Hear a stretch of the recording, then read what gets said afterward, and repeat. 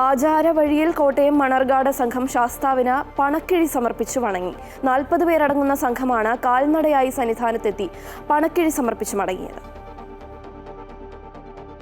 മണർകാട് ഭഗവതി ക്ഷേത്രത്തിലെ ശാസ്ത്രസന്നിധിയിൽ നിന്ന് കെട്ടുമുറുക്കി എരുമേലിലെത്തിയ സംഘം പരമ്പരാഗത കാനനപാതയായ പേരൂർത്തോട്, കാളകെട്ടി, അഴുത, കരിമല വഴി പമ്പയിലെത്തി.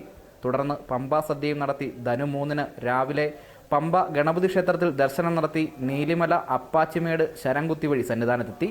നീലപ്പട്ട് വിരിച്ച് 28 കരകളിലെ ഭക്തജനങ്ങൾ സമർപ്പിച്ച കാണിക്ക സന്നിധാനത്തെ സോപാനപ്പടിയിൽ ഭക്തിപൂർവ്വം സമർപ്പിച്ചു. ശേഷം തന്ത്രിയിൽ നിന്ന് തീർത്ഥവും പ്രസാദവും സ്വീകരിച്ചു.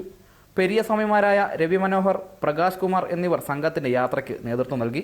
അതിപുരാതന കാലം തൊട്ടേ മണർകാട് സംഘത്തിൻ്റെ പൂർവികരായിട്ടുള്ളവർ ഇവിടുത്തെ ശബരിമല ക്ഷേത്രത്തിലെ മാറാശാന്തിമാരെയും തന്ത്രിയും കൊണ്ട് ആനയിച്ച് ശബരിമല ക്ഷേത്രം അന്ന് വനാവൃതത്തിൽ ഇരിക്കുന്ന വളരെ കൂടുതലായിട്ട് അന്ന് കാട് വെട്ടിത്തെളിച്ച് വേണം മാറാശാന്തിമാരെ കൊണ്ടുവരാനായിട്ട്.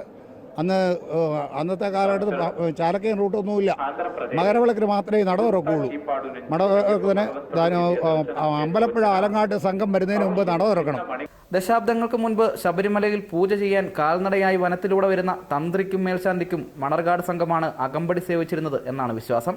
പിന്നീട് പൂജാ സമയത്തിലും മറ്റും മാറ്റം വന്നതോടെ അകമ്പടി പോകൽ നിലച്ചു. ഇതിന് പ്രായശ്ചിത്തമായാണ് കാണിക്ക സമർപ്പിക്കുന്നത്. അമൃത ന്യൂസ്, സന്നിധാനം.